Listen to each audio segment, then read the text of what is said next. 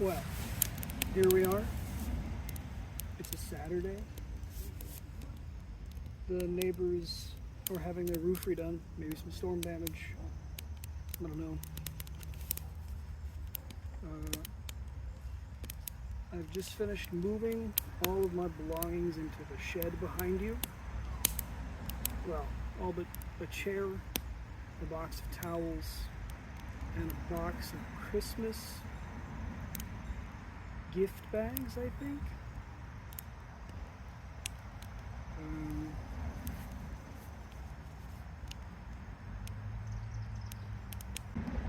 This is as homeless as I've been in a while.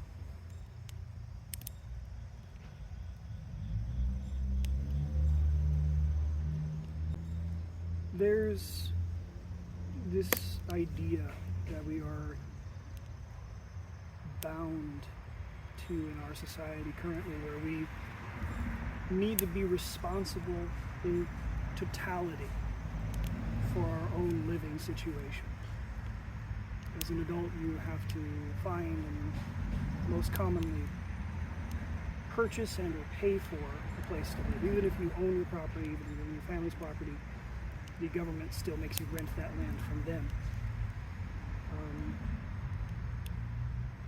I'm not saying it's good or bad, just saying it costs money to be alive.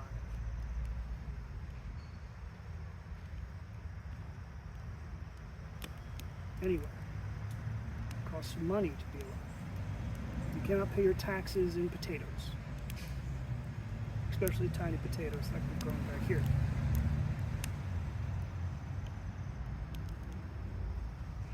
I am not super worried, though. Got a lot of faith. Faith is the only thing this reality is built upon. I had to live very hopeless for a long time,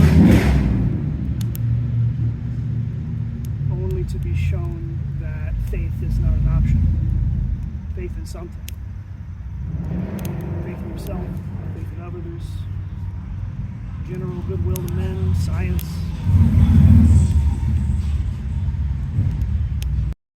I had the idea to you yesterday.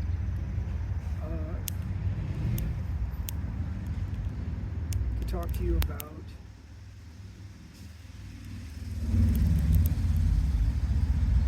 it's a nice evening for motorbike riding. Motorbike riding is not for me.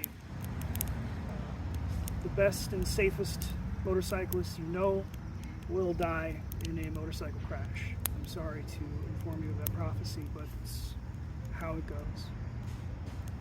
I know very few motorcyclist enthusiasts, or have known of very few motorcycle enthusiasts who have not been previously injured in their life, who will straight up fucking die on their motorcycles. So that's my bitter revenge for all the loud motorcycle folk. Death rattles.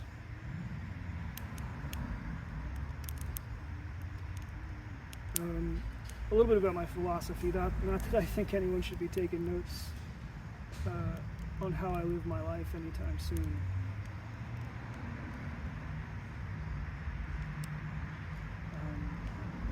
This phrase came to me, probably the title of this video: create or be consumed.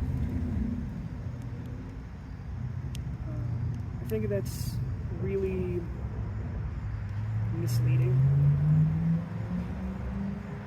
because there's only two things ever really going on. We are either creating, there's only two things to do: create or consume. And on a macro and micro scale in our existence here, both are happening all day long, in every minute. Everything that we do is creating and consuming something.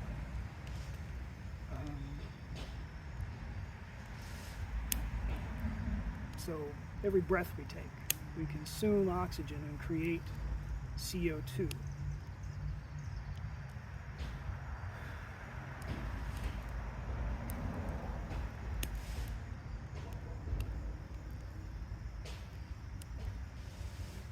what is important to remember for me is that we each experience a certain balance of total creation versus total consumption that I think the universe as a whole has imbued us with. Like, we sit on that scale between creation and consumption somewhere, and that's a piece of our identity, our ego, as you would. So definitely in my life, I have been far too consumed by things when trying to create a sense of safety and security in my day-to-day. We go to school says go to college or get a job, or go to college then get a job, or go to college, go to more college, then get a job, or go to college, go to more college, go to more college, then get a job at the college.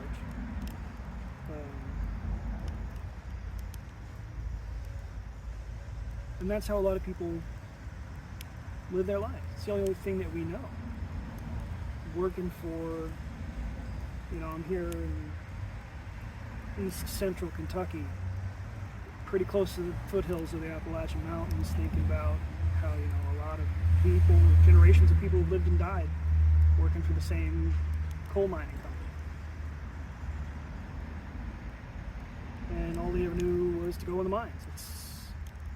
There's a song I should cover, Dark as a Dungeon. It's the same songwriter that wrote 16 Tons. It's not Tennessee Ernie Ford, he just covered it. It's an older songwriter whose name escapes me, of course. In the song Dark as a Dungeon, he has a line about men will begin to lust after going into the mines. Lust in its true meaning, which is an unhealthy desire, which I think is important for our Christian friends to remember. Because Paul likes to write a lot about lust. And everyone thinks it's just one-to-one with sexual desire, and it's not sexual desire, its own thing. It exists outside of you.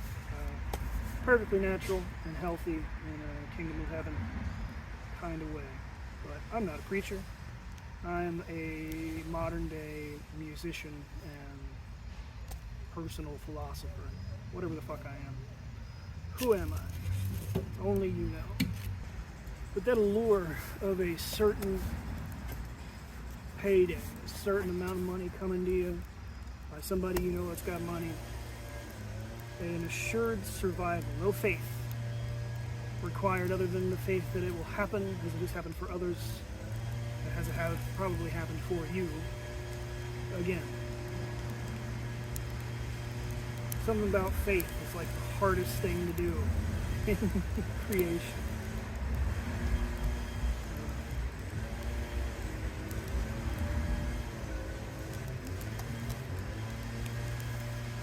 But on that macro scale, they lust after being consumed by the mind.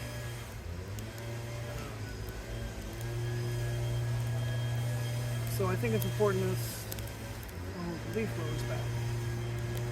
Bro, what are you leaf blowing?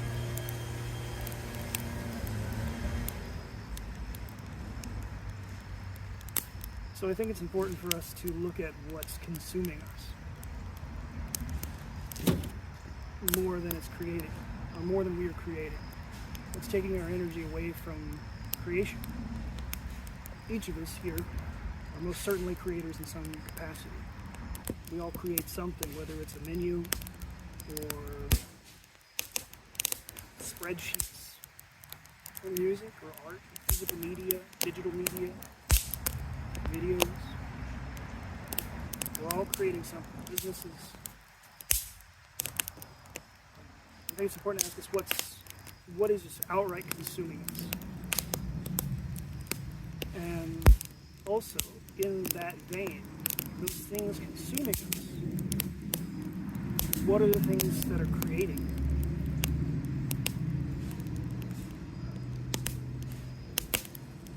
I heard it said somewhere that you gotta be mindful of the things that you do and then you are less, and the things that you do and then you are more. This isn't gonna be a one-to-one guide on how you know how you're gonna do it, how it's gonna work. This is just kind of my thoughts on it. And I am by no means perfect. We opened this up by saying I'm homeless. Not actually homeless, I'm sitting in a friend's backyard who is not sick of me yet. Probably won't get there after a while. I'm pretty secure in the thought that they'll just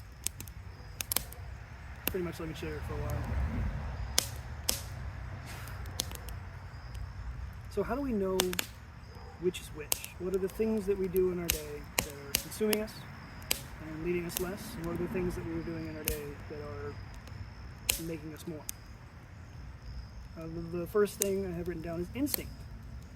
Ask yourself the question and the first instinct of a thought. That's it. If you say, okay, what in my life is creating me?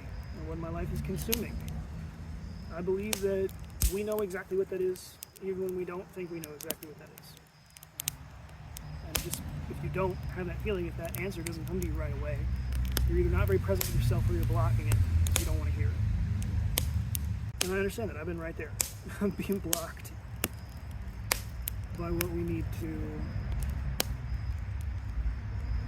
say or do in our lives. We're blocking our own intuition, our own instinct about what's going to be right for us. So what can we do when we're blocked? The following day, whenever you can remember, is just go forth and be present in your day-to-day. And look for the things that you have to check out from or find yourself checking out from mentally. When you're like running through a task, like, let's keep it away from employment and take it to like, if you're zoning out and like cannot stand doing the dishes or doing your laundry, you know, maybe those things are consuming. And not everything that you're zoning out while doing is bad for you. And on the other side of that coin is what activities are you engaged in fully, where you go into it and you lose track of time because you've been enjoying it so much. Sometimes I sit down and write music or play my guitar, and all of a sudden, we all know that feeling of opening up our shorts feed or our TikTok and just scrolling, and then all of a sudden an hour's gone by. You're like, oh, I've spent so much time and I feel like I've done nothing, learned nothing, gained nothing, wasn't even that interested or entertained. All the primal attention-seeking boxes in my brain were ticked. And so that's where my attention went for an hour. So when you're in those moments and you check yourself either really engaged or really disengaged from what you're doing mentally, like, then zoom out of your life and say, you know, hey, what are the consequences? What is this behavior going to lead to? And then you have to ask yourself in that moment, this thing, is it creating a me that I want to be? You know, when we zone out on our phone in TikTok for an hour and use all our dopamine for the day by 10 a.m., like, is that who you want to be? You want to be like really groggy for the rest of the day? Or were you making a piece of content that you're really content to see what I did there? You were really content to make it. You were having a great time. You were laughing while you were editing it together, trying to come up with ideas to make that bit of film interesting. There says a lot for content being called content, and then contentment. If you think about it, content is always trying to make you content with more content. So it keeps you there. That is so scary to me, that there's just this thing that we have in our lives that just all it wants is our attention, and how to keep more of our attention is all it's focused on. I just say the things that you are content with in your life, the things that you expect, you'll see and experience more of, for sure. Without getting into larger manifestation topic, whatever you expect to happen, whatever you think will happen, some version of that will.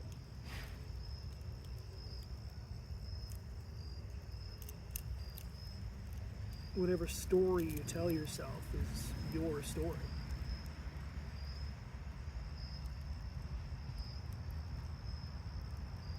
So you have to be mindful of the story you're telling yourself. Our lives are based around the story that we tell ourselves about our lives, and about lives and life as a whole. So I've been telling myself since I was a kid, since I was maybe 13 or 14, that, I'm this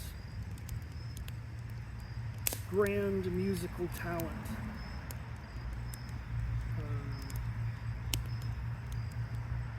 But that the world doesn't really want me to be one. Or that the world has specifically made it so difficult to become one because it doesn't want another one. It would just much rather have a worker ant. It would much rather have the competent retail worker, people person that my professional career has made me as an adult. That story has had to change. There was also a story I was telling myself about not being good enough for healthy love, or not being attractive to a prospective partner. Just so many stories that I picked up from other people's behavior and put two and two together to equal something that was super not foreign.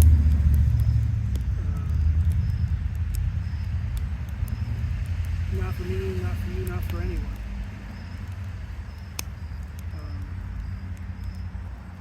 And the more that I challenge those stories in faith, the more and more evidence I see otherwise. The more and more experiences that I have that challenge that idea. And so I've definitely come a long way.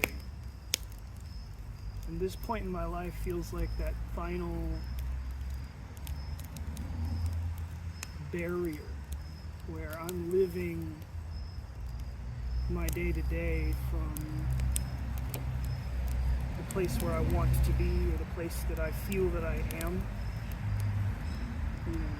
A respected artist with tons of internal and external validation. Lots of money, lots of opportunity, lots of attention. And I see that in my world, in the day-to-day, except for these fundamental places of money. If you ask me, the last 4 to 5 months of my life are as close to what I think being a millionaire has got to be like. You know what I mean? Other than the fact that I'm not in a place that is undoubtedly legally mine to be in, there's just been like a carefree, worry-less lifestyle if I take off the shelf. I have to fix this big problem. Well, there's nothing I can do about it today. There's nothing I could have done from sunup to sundown today that would move me and my things out of my friend's space. I can just wait for momentum to build and the universe to provide, for God to provide. I've seen enough of my life and had enough experiences where I know that, that's just what's happening. We're in a holding pattern. where I am on the day-to-day. I'm fine. I'm writing, making videos, pushing out content the best I can. I work a day job still. I probably should stop. Just make a bunch of content, but I trust that that moment will come when it comes, you know? But I can tell that this point in my life is creating me, and me creating more than I'm consuming, or being consumed. It's very hot.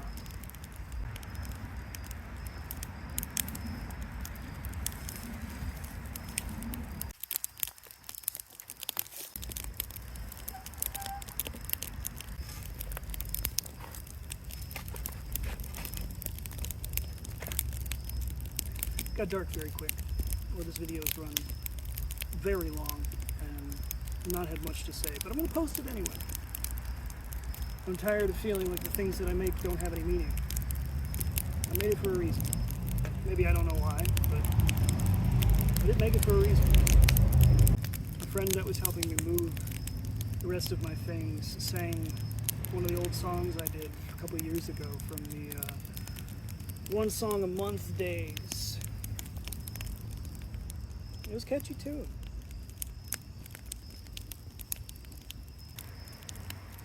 Don't you wanna make a little heart and soul? Little heart and soul. Got money in his pocket. Where the hell he got it? You ashamed of how he got it? Is that going out of gold? And I was making the joke that I would much rather have a morally corrupt asshole with a lot of money to help me out of this situation. One with the conscience.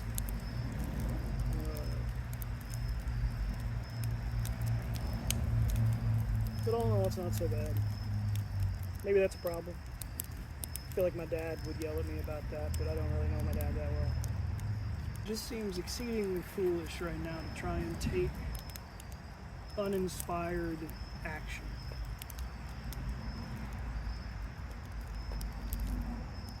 Try and do the things that I think someone should do in this situation.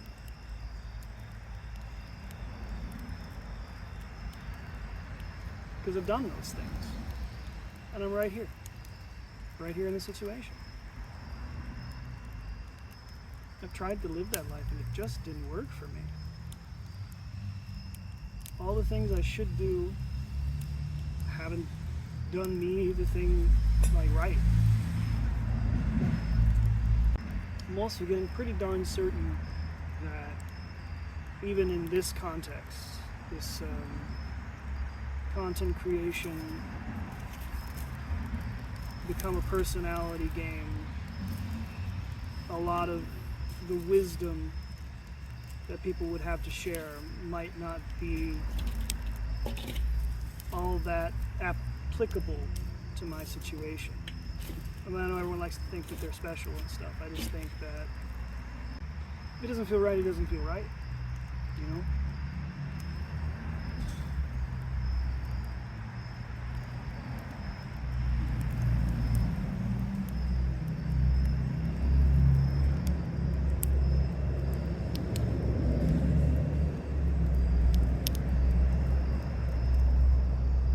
I can't say that I'm sad. I'm not. I'm confused, mostly. Confused on the day-to-day. What's going on? What the hell am I doing?